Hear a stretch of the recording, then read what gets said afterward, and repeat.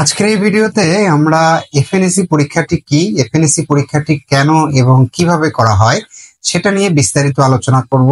তার আগে এই চ্যানেলে নতুন হয়ে থাকলে চ্যানেলটি সাবস্ক্রাইব করে নিন।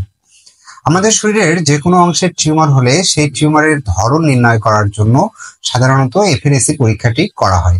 আমাদের শরীরের যে কোনো অংশেই টিউমার হতে পারে। অনেকের গলায় টিউমার হয়, আপনার পেটের ভিতরে টিউমার হতে পারে, আপনার মহিলাদের ব্রেস্টে টিউমার হতে পারে, ফুসফুসে হতে পারে, এমনকি লিভারেও টিউমার হতে পারে।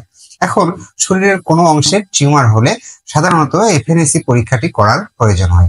এই পরীক্ষাটি কিভাবে করা হয়?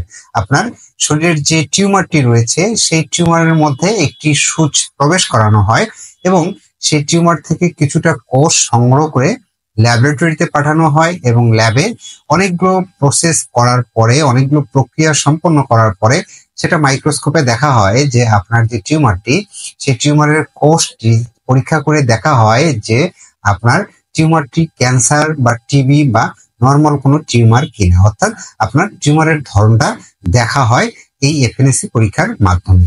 এই পরীক্ষার সাধারণত তেমন কোনো প্রস্তুতির প্রয়োজন হয় না, তবে আপনার চিকিৎসকই নির্ধারণ করবেন যে আপনি কোন সময় কিভাবে এই পরীক্ষাটি করবেন।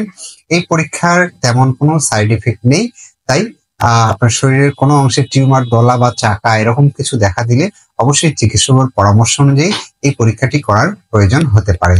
তাহলে এফএনএসসি পরীক্ষা নিয়ে আজকে এ পর্যন্তই। ভিডিওটি ভালো লাগলে চ্যানেলটি সাবস্ক্রাইব করে পাশে থাকবেন। ধন্যবাদ সকলকে।